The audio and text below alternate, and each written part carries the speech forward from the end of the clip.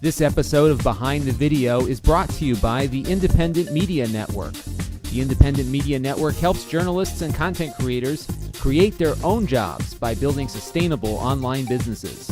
If you're an unemployed or underemployed journalist or content creator, visit imnct.com for more information. Hey everybody, welcome back to Behind the Video. This is episode 56. Tim and I took a week off for the July 4th holiday, but we're back, and Tim is here. Hey, Tim. Hey, did you do anything fun for 4th of July? What'd you do? Had the baby and held her. Yeah, but you already had the baby. What'd you do with the baby? Did you take the baby to shoot off fireworks? You give her some sparklers to hold? What'd you do? Yeah, we didn't give her the sparklers yet because we didn't want to get the baby taken away from us. But we brought her down to the beach and we watched some fireworks with her, and she it was good. The loud noises didn't frighten her, so that was a good thing. So we might be able to do more. Her, right? Exactly, get her conditioned, and so she's just chain her up at the gun range. Exactly. Every time. That's next weekend. We're going to give that one a shot. So, but hey, we have a guest this week, don't we? Returning guest. He actually came back, and that is Dane Golden. Hey, Dane. Hey, guys. And I like to say hey, Dane, because that's your domain, right? That's right, hey.com. That is an excellent domain. So Dane is a consultant. He does YouTube and web TV audience consulting and development. So he's always working on something, and he's always got some great insights. So we're glad to have him back. And where are you out of Dane? San Francisco? Is that where you are? Today I'm in San Francisco. How's the weather? It's a warm, balmy 55 degrees and cloudy. So what do they say? It's like if you want the best autumn in the world, you go to San Francisco in the summer, right? That's right. It's great. It's a great time of year to be there. So, well, we've got quite a bit to talk about today. We're going to start though with these things. Here they are, the Google Glass. For whatever reason, I'm holding up Google yes, Glass for all of our audio listeners. So we actually have them. So I'm speaking from direct experience with them, and thankfully they give you a 30-day return, no questions asked, which I will be taking them up on. And the funny thing is, so here's the deal. So you can't buy them publicly. You have to get selected by Google. So they handpick 8,000 people, or maybe they algorithmically pick 8,000 people who submitted a thing on the Google Plus service saying what they would do if they had it, and then they give you the opportunity to go to a far off city closest to you to pick them up in person for $1,500. So that's kind of the scenario. So hopped on a train to New York City. I felt it was a professional obligation, right? So what did you tell them you were going to do? Well, I think I had, this is before my daughter was born, so I said, I was going to, use them to video my daughter's, not her birth, but her moments. So, and I will say they're good for that. They're very lightweight, so when you do put them on, you're noticed out in public with them, obviously, because you've now put this layer up between you and the rest of the world. But they are very lightweight, and they're nice to shoot with because you get whatever the camera is shooting, you will see in your little screen up here. So, from that perspective, it's pretty useful. And people are complaining about the lack of a record light, but when the screen is on, as you can see, I have a little light on, which is the screen projecting into my eyes there. So it's cool as a video recording device. However, it just doesn't feel like it needs to cost so much. And I guess, of course, they'll bring the price down over time, but beyond that, I just don't feel comfortable wearing them in public. I mean, I feel like... Can you shoot a web series with them? You could. You certainly could. And, I would recommend, syncing audio to it, so maybe having a separate audio track that you sync up later. Where does the video go? The video goes into the device. So it has I think it's got 16 gigs of onboard memory inside the device, and what you can do is it'll do two things. One is it will back up, if you set it to do this, it will back up everything it shoots, video and photos, shoots them right into Google Plus privately, and then you can share them. Is there a removable storage there, or no? How much space you got? I got 12 gigs left right now, so it comes with about 12 or 14 gigs overall. It's got a USB port on here, which it charges from, but you can also plug it into Final Cut. I did find that when you go plug it into Final Cut, it doesn't give you any video preview. So you have to, the files work fine, it just doesn't shoot preview data over. So So that's kind of a bummer. But the field of view on the camera is nice, and I actually did some of my product reviews on my channel with it this weekend. So I did my pick of the week. I'll talk about that in a little bit. And I got to drive a Tesla. I've had a Tesla in my garage all week, and I have to give it back. Yeah, it's not mine. It's my dad's. But I got to take it for the weekend because he was away. So I did I did a little. What? The Model S with the high performance engine in it. It's insane. It's Nice. we could have a whole show about that because that car is just I've not been this infatuated with a car since high school. So it's That's really good. They look really nice. yeah, it drives like it's incredible. It's got this Like it drives like a really fast golf cart. it is it is the fastest car you'll ever be in. I mean I'm talking anything you've ever been in that's fast. This is as fast or faster. So it's really something. I did like a little first person video of that. You can do Hangouts with it, so you can stream live from them. The problem, of course, is that it doesn't have its own LTE modem. So if you're out somewhere, it's got to pair up with a phone via Bluetooth, and that phone then shoots your stuff out to the web. So you're killing batteries on this and on your phone.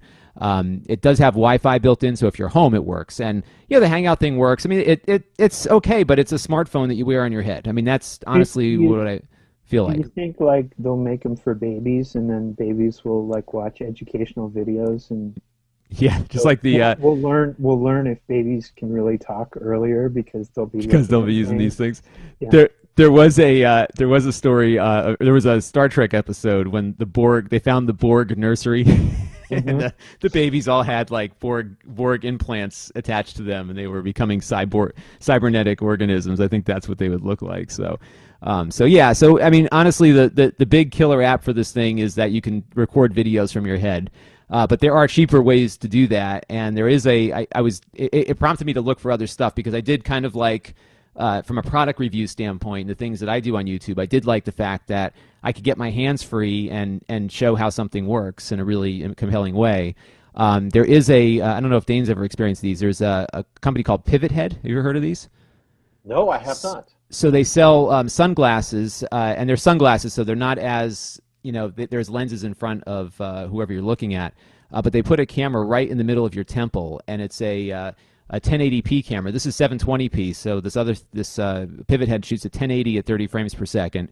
You can buy 5 of those for what one of these costs, Wow. just to put it in perspective. So the Pivot Head. It's like a GoPro sunglasses is what it is. Exactly, it's GoPro sunglasses, and they look. They actually look less geeky than these do, and that's like the last point I want to make on them is that it almost feels, and I have nothing against introverts because I can be introverted myself, but I feel like it was designed by introverts for introverts, in that you're putting up this barrier between you and the world that you can kind of zone out and just look at the screen. And when I went to pick them up, it was all of 5 minutes, and I said, there's just no way I'm going to use these things because the screen is so high. It doesn't look like it's that high, but this is how I'm looking at the screen right now. So if you can look at my eyes, and for our audio listeners, just know I'm looking up.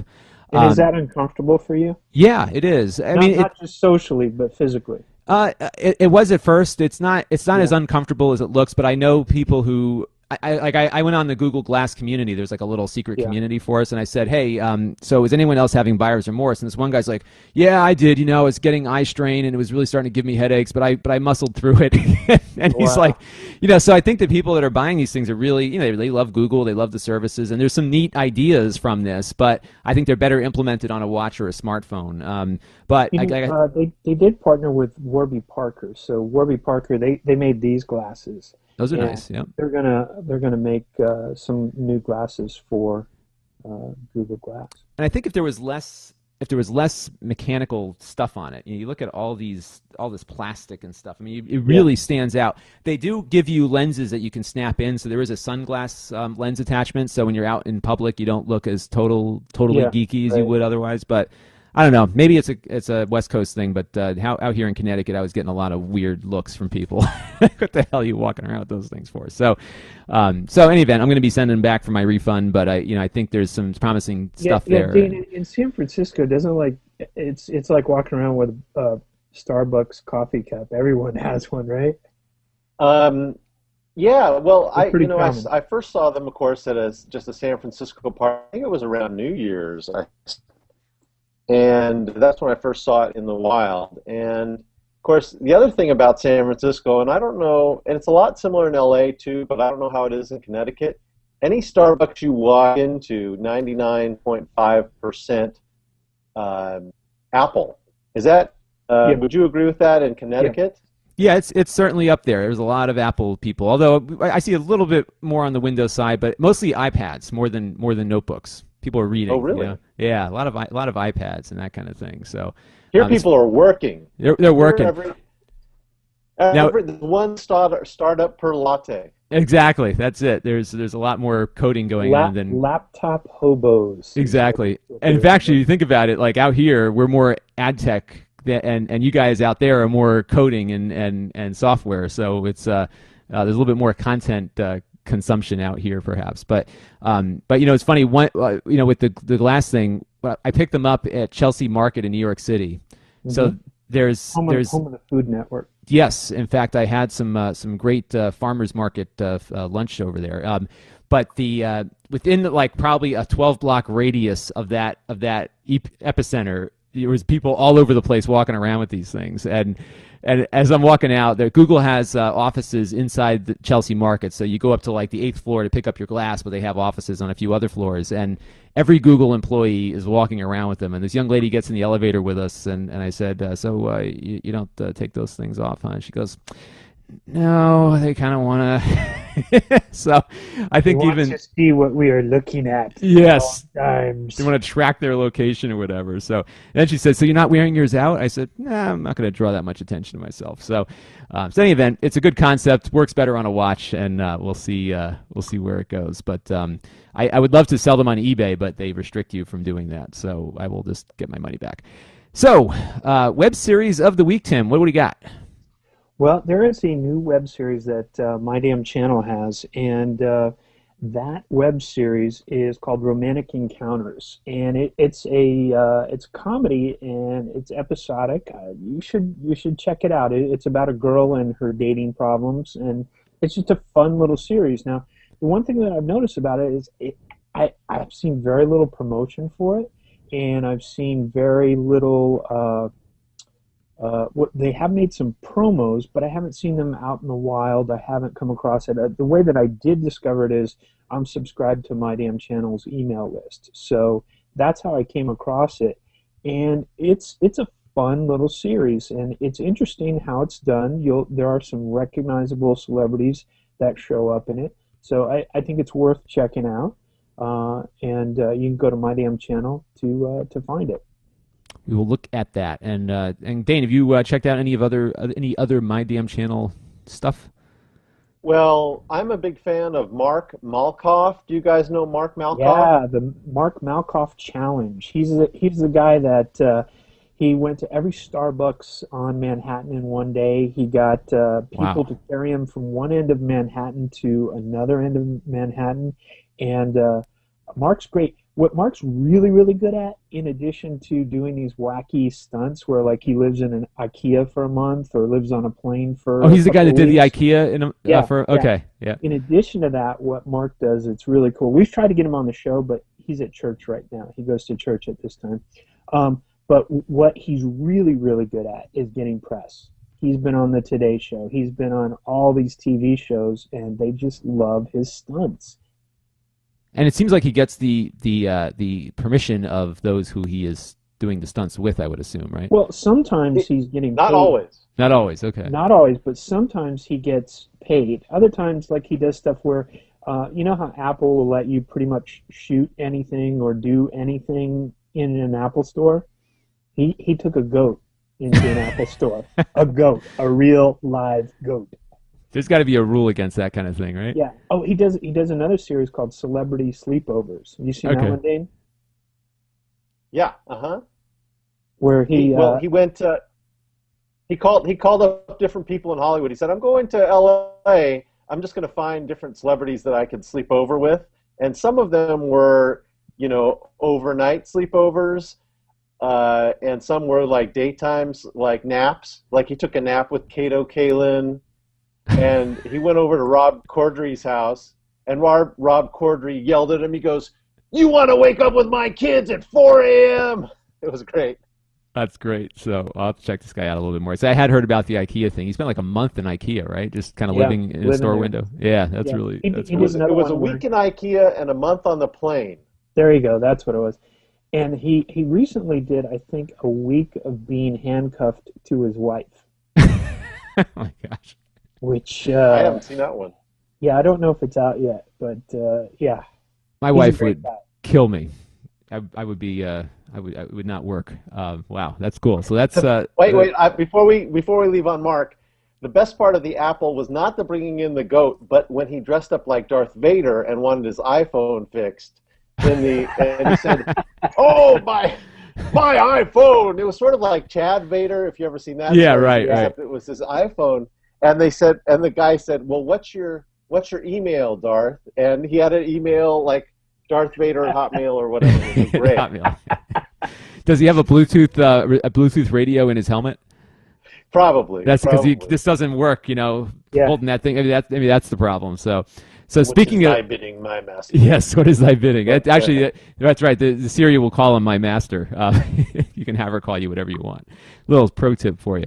YouTube this week. So we started Dane. We used to do like the top 5 of the week, but that thing on YouTube has not been working too well. So what we've been doing is looking at TubeFilter and their top channels of the week, and they evaluate it based on how many views overall that channel got. So it's been interesting through a service, right? This is what's it called? I'm blanking on it now. It's the TubeFilter top. No, this is the TubeFilter top 50. I'm not sure where they're getting. No, they are getting it from Open Slate. Open Okay. Slate. Yeah. Open Slate. So That's what's Matt Ballack's project. Matt Ballack with a New York company. Oh, cool. Yeah. And so it provides analytics on large channels. Is that their beef? Yeah, Cool. so you can subscribe to it and see what's going on. So it's a really valuable service for checking out the competition, and also if you're an advertiser, if you want to figure out what series are worth advertising in your particular vertical.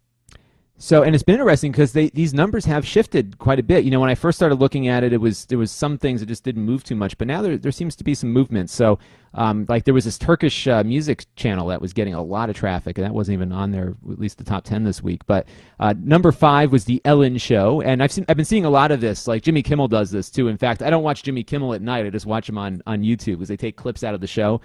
So the Ellen Show has been doing that. And she does like a lot of hidden video type things where she'll hide a camera in a dressing room on a celebrity. Oh, really? So you got to be careful if you go on her show. You might have absolutely. a candid camera moment. Those cameras are getting tinier and tinier. Taylor Swift is number 4. That's her Vivo channel. That's no surprise. Rihanna, number 3, also a Vivo channel. Number 2, and I wanted to get Dane's insight on this, because undoubtedly there was always a video game person in this. And number 2 is Sky Does Minecraft. And wow, the video game gamers are huge on YouTube. And I talk about this all the time, but I think it's worth exploring. So Dane, what's the deal? Why is video gaming so popular? Is it just the demographic that YouTube attracts? That's right, and I'm interested. You've been reviewing game consoles, and I'm interested in what types of demo you get, and I bet you they're very similar. It is. What these guys are. Go ahead. Tell me in a second, but I just wanted to. I found out a term, and this was a new term to me today. I'm probably way behind the curve, but these guys are Let's Players. Right. Have you ever heard this term before, guys? No. I hadn't heard about it Players. until Nintendo started going after them. But so yeah, it's a new term. LPers they call themselves, right? Yeah. So that's what PewDiePie is. This was what Sky Does Minecraft is, and I think it's a lot of the 13 to 15-year-olds, male, skewing male. That might be correct. And here's what's interesting. So as you know, Dane, on my channel, I just review all sorts of stuff, and I've always been more my part-time job from it has come from from search rather than subscribers for the most part. So my channel right now, the last 30 days, 90% male, and this is a frame of reference. What age? It's funny. You would think it was younger, but it's not. The top ages are 35 to 54. That's over half. What? Yeah, and what I found was So I did this review of the Ouya game console, which was a Kickstarter thing. So I had one before a lot of these kids might be able to get their hands on one. So I get the most interaction, the most subscribers, and the most viewership from the Ouya reviews. I did 3 different videos on kind of the ins and outs of it. I did rather detailed stuff. I mean, these were like 10 to 20 minutes a piece, so they're not short. Viewership was great. Everything's great. What I found is that 2/3 of my YouTube traffic is all the other stuff that I've been doing over the last year and a half. And I think what's happening is that a bulk of my audience is searching for, is just searching for some product they're thinking of buying, and my video is popping up. What I'm most interested in, I don't know if I can get my demographics on my subscribers, because I have a feeling my subscriber base will probably be closer to the age bracket that you're mentioning, because that seems to be where the subscription people come from. I have a theory that some of your users that skew older, a portion, are actually younger than 13. Oh, and they're using their parents' account to access it? Yes, you have to be 13 and over to. That's a really good point. Yeah, so it's the, if you have a 13-year-old, maybe you're in that, 45 to 54 male age, sign in with dad's account, but you're 11 or 12, right, and watching that would do it. Lon's account. That could be, and also they could just be not signed in at all, and we're not getting any demographic data from that, I guess. Well, maybe it's it could be guessing based on other cookies on the computer or something like that. So it's really fascinating just how much traffic the video game stuff is getting, and from an engagement standpoint, for my channel, like when I do a video game thing, I do get a lot more engagement and more subscribers. I'm trying to get about 300 away now from getting to the 1,000 mark, so I can get my streaming capability from YouTube Live. I'd be happy to talk to you about that offline, and I may have some tips for you. Cool. No, I'd love to talk to you. Let's see what. Do you think you'd want to invest $750 million into it? No more than $500 million. Okay, well, that's a good deal, because considering I'm only making $200 a month, that's an investment that will pay off over time. So we'll see where it goes. Number 1 on our list this week was movie clip trailers, and these are just movie trailers that go up. And I think with the summer movie season picking up steam, this is certainly no surprise that you'd see a lot of activity on that. And in some news related to our subscription discussion, did you notice that YouTube made their subscribe button bright red now? Yeah. Wow, that's a big story. TubeFilter covered it.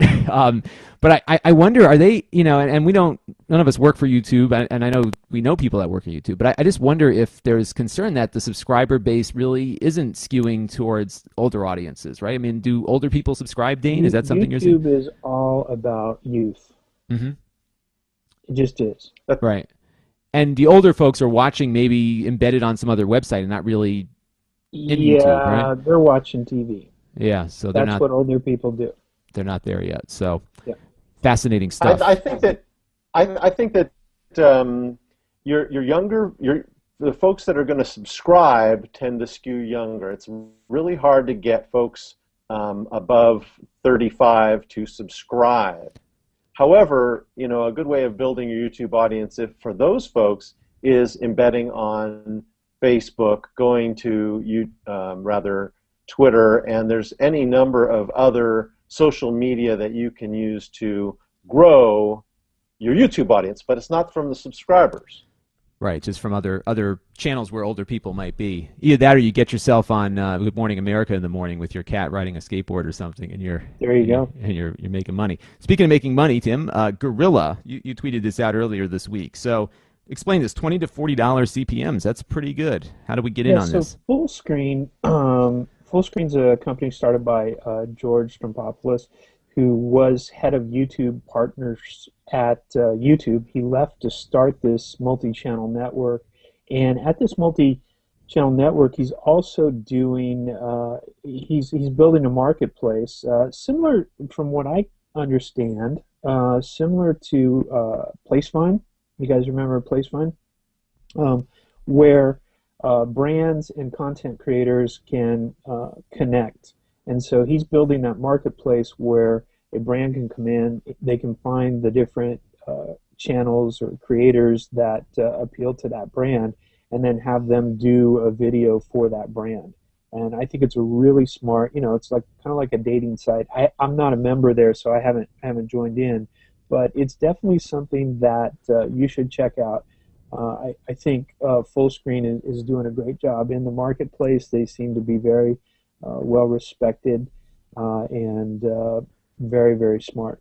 Does this work like another YouTube channel does, where you're? Well, they're part of YouTube. Oh, okay. So it's about leveraging your YouTube channel and connecting you to folks. So it'll be interesting to see how it plays out. I'm looking forward to seeing what kind of presence Gorilla has at VidCon.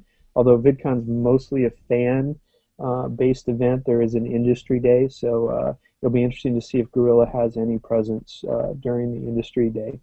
And I look forward to hearing more about it, and hopefully we'll get somebody on the show to talk about it. Yeah, I'd love to learn more about it, because it seems like it's a way beyond just your AdSense of getting some cash into your pocket, right? Is that the way it works? So pretty cool. And then one more related story. Speaking of making money, or trying to, Hulu. It's so funny to watch like the TV networks trying to make Hulu work. So they were going to auction it, and then they've canceled the auction, and now NBC Universal and Disney will continue to own the site, and they're going to put another $750 million into it. And the funny thing is, for Hulu to succeed, they almost have to replace the cable companies, right? I mean, it's just fun to watch them try to figure out what to do with this thing that really can't work in the old business model, right? Here's the interesting scoop behind this story. What I've been hearing, and it's been reported in some of the trade publications as well, is that the reason Rupert Murdoch and Bob Iger pulled it off the market was because the offers coming in were so good that they were like, hey, wait a second, if people are offering us this much money for this thing, maybe we should reevaluate it. Maybe we should keep it. And so that's what the rumor is that's out there, is the reason that they pulled it off the market was the offers were better than they thought. And so they wanted to re-examine it as a business. And Dane, is it possible that they're also holding on to it so that they don't get upended with a big innovator that would buy it and make it into something that could threaten traditional business models? Well, that's a loaded question.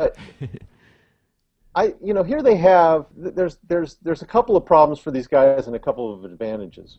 The disadvantage is only one, and that is they're connected to their competitors.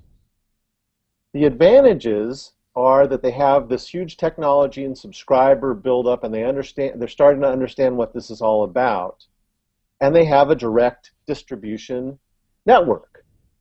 Now, if you guys remember, and I'll bet you Tim remembers this one from class at school, which was I looked this up today, the 1948 Paramount case, where they broke up TV to, rather movie theaters. There were distribution, production, and exhibition. And they said, well, you can do 2 out of 3 because you can't monopolize the production, the distribution, and the exhibition. But that's, in fact, what these guys are doing with Hulu, because they own a piece of each. And they're saying, well, why should we give away our exhibition, essentially, to DirecTV when we have it direct here? We're just not paying attention to it. I think that the main problem with each of these deals is that the ones who are winning in this space and will continue to win, and I've just started to think about it in this way, are the ones who think of video as a big data business as opposed to a content business. I know AOL is doing that. That is really AOL's strategy, is that or at least the AOL video folks, is that it's data. And whatever data people are consuming, that's the data we're going to give them. And I'm also hearing that AOL is on a buying spree, and they are looking to buy as much video inventory as they possibly can because they have a lot of advertisers that want to advertise. It's always good to have that problem, right? Yep. That is a good thing to have. So, hey, movies are out, by the way. Did you know that? And it's now turning into one of the hottest movie-going summers ever, maybe because it's so freaking hot outside. And they're doing pretty well. So number 5 this weekend, according to Nikki Fink at Hollywood, Deadline Hollywood, The Lone Ranger came in at number 5 with $10.4 million, 70.5 overall. It's a beautiful movie. Is it? It's very beautiful. If you So, like westerns. well, there you go. So check it out. That is The Lone Ranger. Number 4, The Heat, 13.4 million, 111 million overall for The Heat. Have you seen that one, Tim? Nope. So that is that's the buddy picture with the woman from Bridesmaids. Oh, okay. And then Sandra Bullock. Got it. I think I did see that. So yeah, the advertisements for it. Yep. So that is cool. So that is coming in at number 4. Number 3 is Pacific Rim, and we kept hearing about how like the whole industry is depending on the Pacific Rim to succeed here. Otherwise, everything's going to fall to heck in a handbasket. So what's the deal with Pacific Rim? Dane, have you seen Pacific Rim? What is this a movie about? This is one of those end of the world ones. I haven't seen it. Oh, well, you know what? End of the world movies always do well in the summer. So I'm looking. The one I really loved was Independence Day. That was one of my favorite summer blockbusters. I have to say that if you're a Lone Ranger in the heat and you live in the Pacific Rim, you should grow up and become despicable. And that rounds out the last of our list with Grown Ups 2 and Despicable Me. And Tim, there is a sequel for Independence Day coming up too, right? Yeah, there's also a really, really good trailer that somebody cut together explaining Independence Day. I'll have to see if I can find it and share it online. Or maybe cool. I already did. It's hilarious. They just they do a parody of everything that happens in Independence Day. It's so funny. Oh, that is something. So that is really neat. So Despicable Me, take the kids. It's really good. Go see it. Great movie. $227.5 million worldwide too. So it is doing quite well. Right? That is the number 1 movie. Makes a lot of sense. Summer movie, kids out of school. It all comes together. So Hollywood intern lawsuit panic. That's the question the Wrap asks, is who's really paying the price? And the Wrap's article mentions that there are some interns concerned now that maybe this lawsuit over the internship flap at the, what was it, the ballet movie there, Black Swan. These kids were working for free. They wanted some money. They took them to court and apparently got a judgment in their favor. So, Dane, internships, we have a little list here of things. We've been meaning to talk about this for a while. So what do you recommend to your clients when they have interns that are not being paid? Or don't you? You know, when I've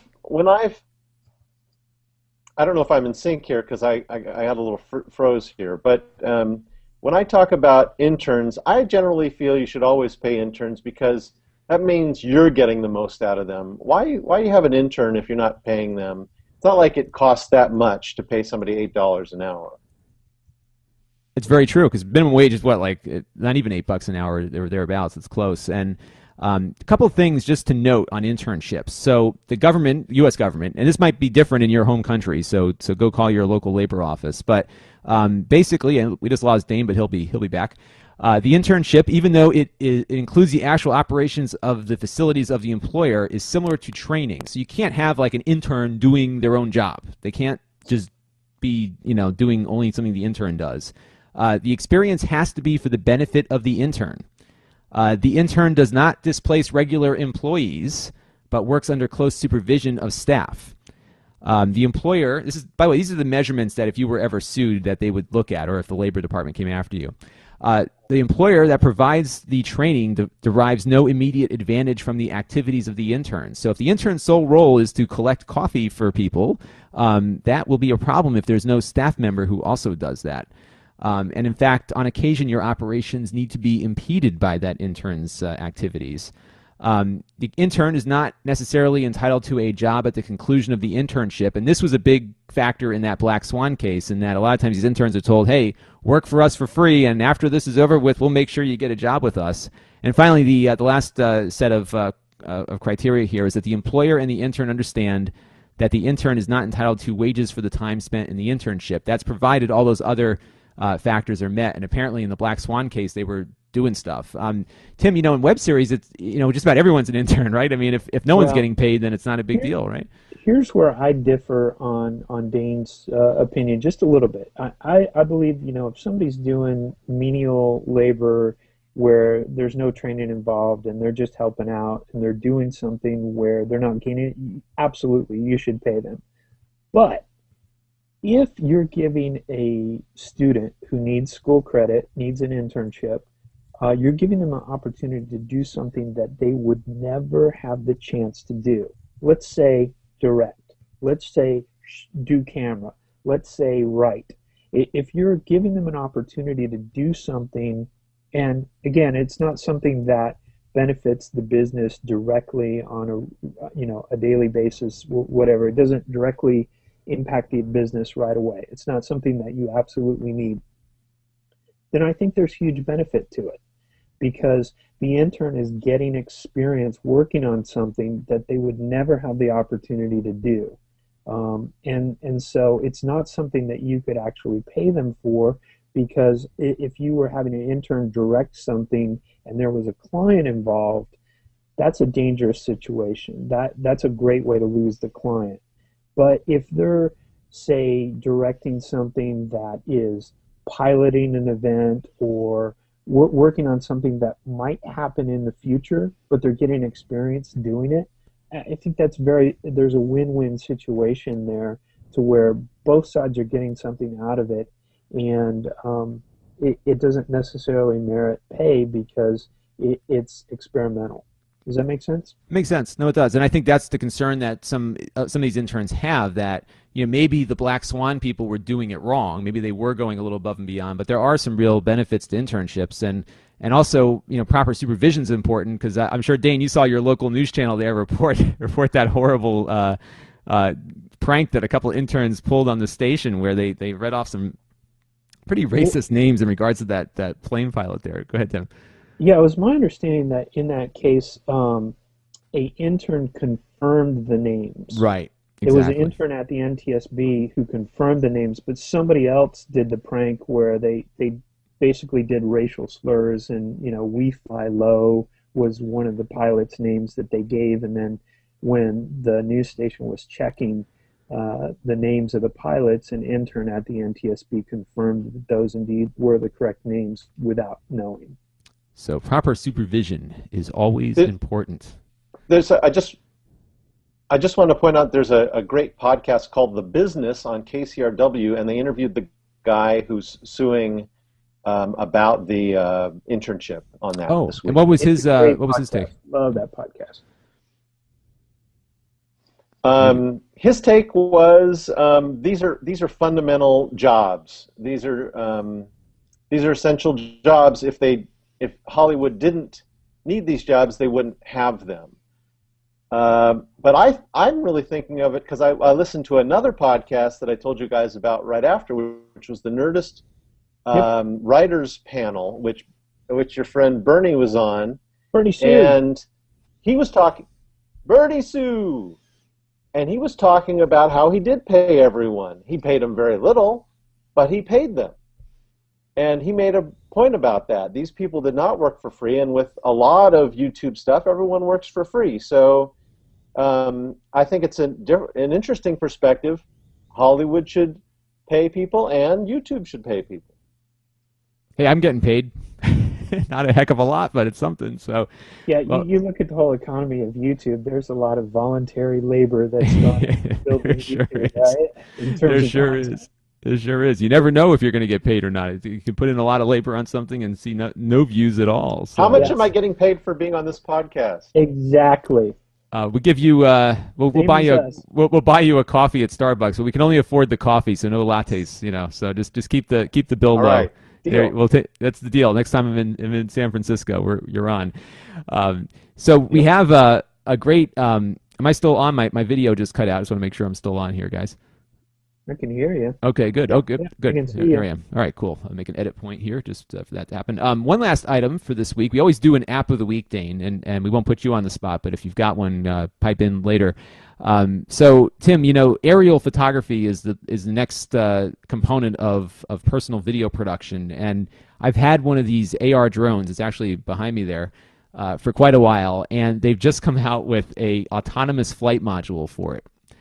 And it's called the Flight Recorder, and it's this little orange box, and you stick it in your AR drone, you load up your app, you point to where you want it to go on a map, and it will fly there and record video the whole way, which is really, really cool. The quality out of the drone is a little shaky. It has a lot of jelly vision to it, so you'll need to do some correction in post with it, but if you're looking for a real cheap way to get an aerial shot of something, this is it. It can go up to 100 meters in height, whatever that is in feet. What's the total cost out the door? Because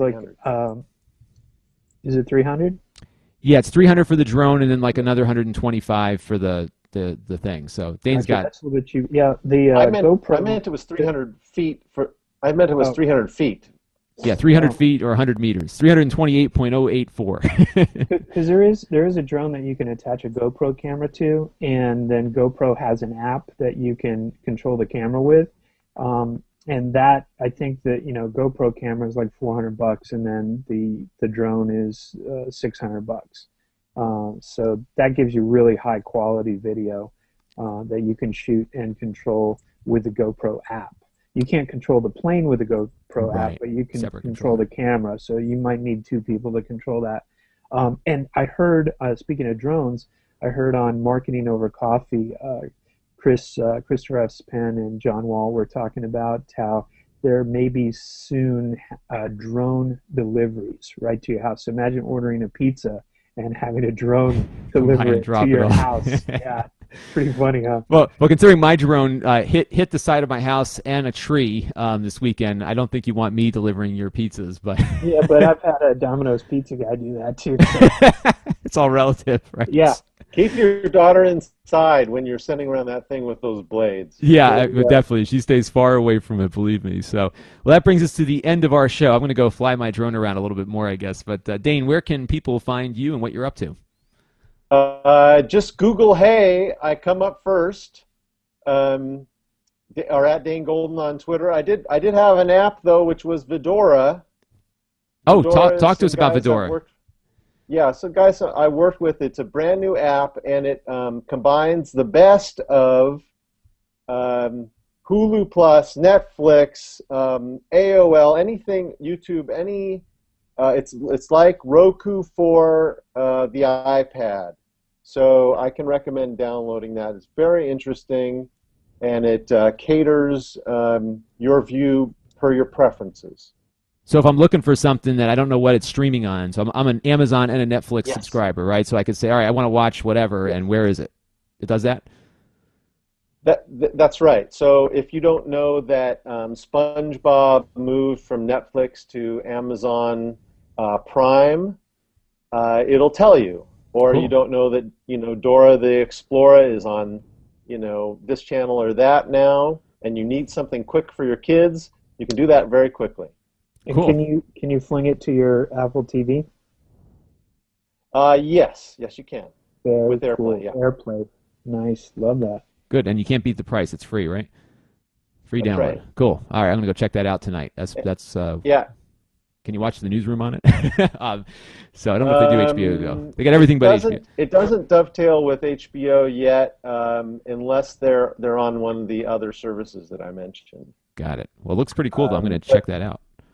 Yeah, and at Dane Golden on Twitter. Perfect. Well, people can find you there. We will find you again, I'm sure. And Tim, where can people find you? At 1 Tim Street on Twitter. It's a great place. Follow me there. Send me a tweet and go, hey, I listened to Behind the Video, and be sure to use the hashtag Behind the Video.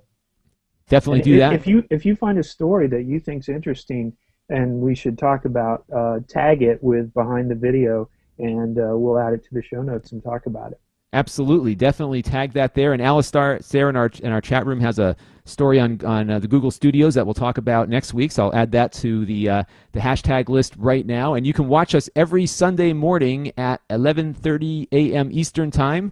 8:30 a.m. Pacific. The folks on the West Coast get up a little bit earlier, but I am always bright-eyed and bushy-tailed in my afternoon. So do watch us there. You can also find us on iTunes, Stitcher, and YouTube, and everywhere else you can find this kind of stuff. We're there. So that'll do it for this edition of Behind the Video. We are a wrap. Stories for this episode were compiled by producer Jason Perrier. Follow him on Twitter at JASONPERRIER. Behind the Video is a production of Ape Digital Incorporated and the Independent Media Network, LLC. All rights reserved.